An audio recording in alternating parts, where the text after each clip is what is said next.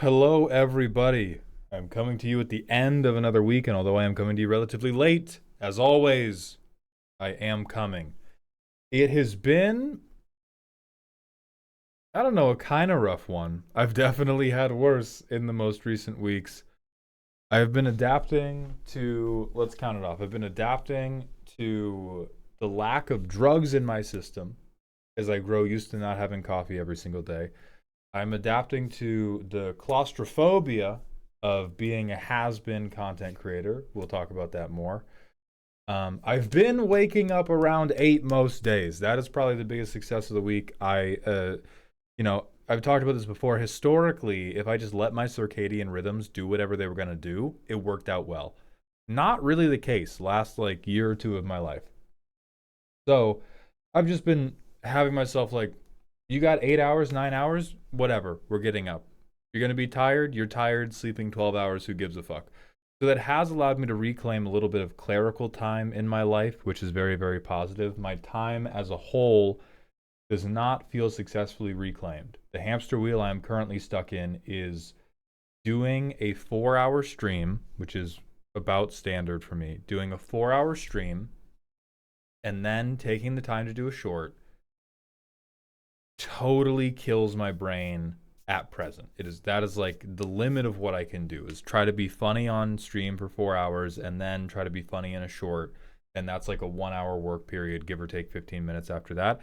That is like completely brain hits me with complete brain drain. You can see it now because I can barely speak. It's difficult to think about new videos I might want to work on. It's difficult to think about clever thumbnailing. It's difficult to think about clever title. Like, it's difficult to create any new forward momentum. And the problem I am coming to is doing the 4 hour stream and doing the one short is about the limit of my current capacity, and it feels like not enough.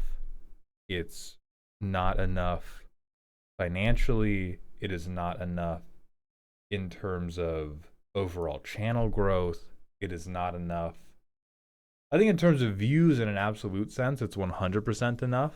Like, I'm trying not to fall victim to entertainment industry number go up fallacy, or I guess like doom spiral. But when I say I'm a has-been, I'm obviously exaggerating. But when I say it feels like not enough, there is this feeling of claustrophobia that is occurring because statistically, like when I look into the analytics of the shorts, which I published 4 this week, so nobody gets to shoot my cock off. I know you're waiting on that, Terrence. You don't get to. I did my 4. One of them, I spun the block on Hulk, but I did do 4 different Commander Row shorts. And I did like, I think 6 different total shorts because I brought back 2 non-Row shorts onto the main channel. So we should actually probably talk about that. At this point, I no longer believe there is a distinct algorithmic benefit to only posting the one type of short. I think there is still a benefit to keeping drastically different content off of the main channel page. So Free Count is still going to be a channel. I'm still going to post here when I have the capacity to, or when I have something I want to post here. But for the most part, I think as long as it is like, is it magic? Is it humor about a card game or video game? Can probably go on the main channel.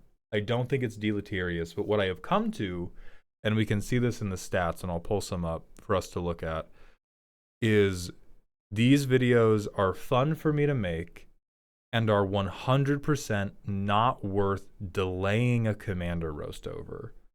Like, that's the real issue with it. Because if we look here, right,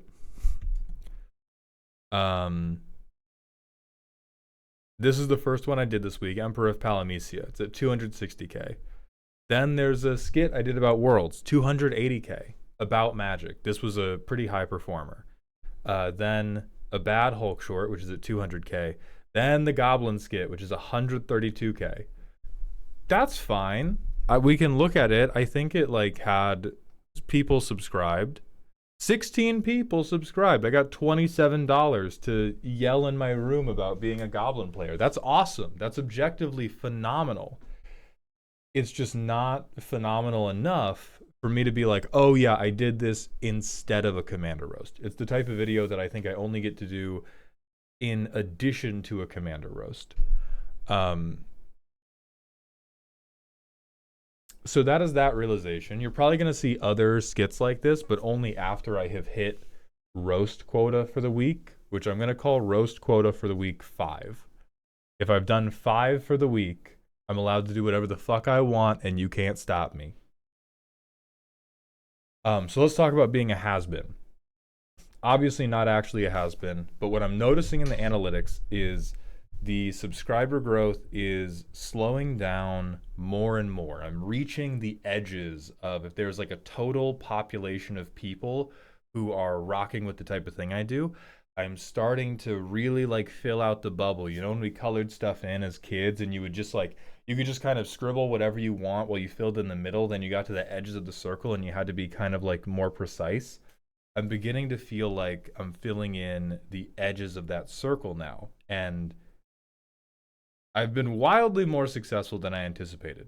The issue with filling in the edges of the circle is in basically every case of a channel falling off. What happens is one of two things, or one of three things, really. You have a nervous breakdown and stop making content for like 6 months or more. You have a massive scandal and a bunch of people stop watching you. Or, and this is the situation I worry about finding myself in, your content stops getting shown to people that don't already watch you, and inevitably the people that do already watch you stop. Not because they don't enjoy your stuff, hopefully, but people change over time. What you like to watch changes over time. Your life schedule, what you're available to watch, changes over time.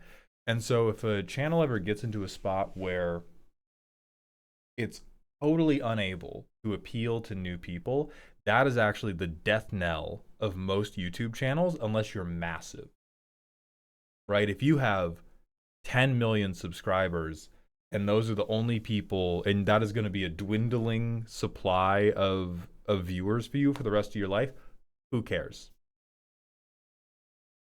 Who cares? The reason I worry about it is because I'm at the stage where I can do a good stream and a good short, and it's just enough to keep everything going, but it's not like there's no pension for this shit. Z and I have had a lot of talks about our budgeting and our financing to also help address this from the other end, to spend like as little money as possible and squirrel away whatever we can. So I think that's the probably most concerning thing looking forward, is I'm reaching the edges of the bubble. And when you reach the edge of the bubble, that is a dangerous, dangerous place, because you have to find a way to burst out of the bubble or expand the bubble without popping it. And I guess for me, popping the bubble would be turning to like, you know, rage bait or soulless content, that type of stuff. So I'm not feeling desperation right now, but I am feeling pressure. I'm feeling a distinct pressure to find a way to course correct this. And I think part of that feeling is like leaning into dumb humor a little bit more in the roasts, and then doing more skits to let myself do the clever joke. Because I really I like feeling like I've been clever. I'm an Is It player. I like feeling like I'm a smart little boy and I get a gold sticker for being so up my own ass with the joke. For those jokes don't play as well, they're oftentimes not as funny. And so I think and we're all going to recognize the issue with this statement as soon as I say it. I want more and more roasts to feel like the Walls of Ba Sing Se roast. Not that that one was like totally lowbrow or like shock value comedy, but it was punchy and goofy, and it was not trying, I was not trying super hard to come up with anything overly witty. I still love coming up with overly witty jokes, but I think I need to separate in my own creative process, like, is this the time to be witty, or is this the time to green screen myself in the background going, fuck?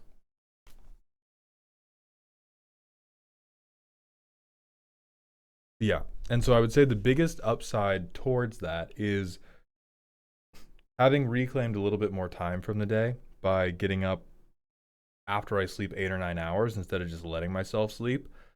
I'm having just enough more time that ideas for other videos are beginning to germinate. I'm not getting very many. I'm not good at actioning them, but doing the playing against goblin skit was one of them.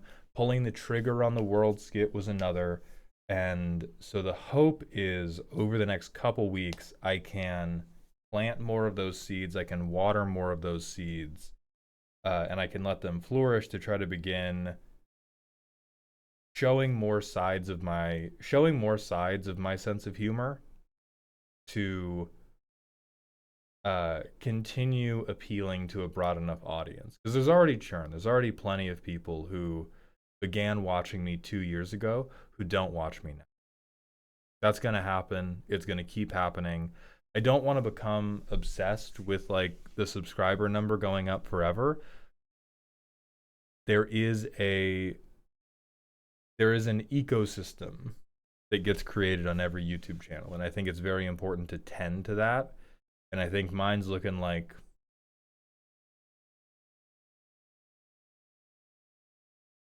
it's just questionable enough that I'm like, trim the hedges, mow the lawn. I don't know, I don't know. I grew up on a farm. I don't know farming. Fertilize the chickens. Wait. Okay, I know that one's wrong. I'm sorry, guys. It's late. It's late. It's late. So, wins. I've done calisthenics most mornings. I've jump squats, push-ups. I stretch. Hell yeah. I'm more on top of my clerical stuff. More streams have started on time this week than I think in the last like calendar year. That's good. I got 4 commander roasts done. Excellent. I got 6 shorts done total, and I finally got a long form out again. That's all progress towards my dreams and my goals. So, I guess for this week's check-in, tell me if you had any wins. This week, the feeling for me, and I should have led with this, is much more about don't make it about willpower and locking in. Make it about setting up your ecosystem to be advantageous. Like set up the terrain of the battle to favor you. And the best example I have for this is the way I was able to get myself out of bed instead of staying in bed like I typically do is I just moved my phone twice as far from my bed. That was it.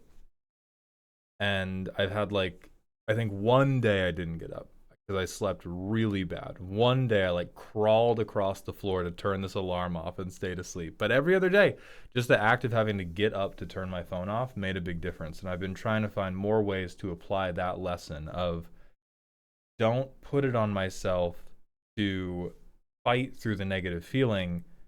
Set up my environment to make it easier to fight the negative feeling and build up my willpower over time that way. So that's it for this week. I'll see you all next week.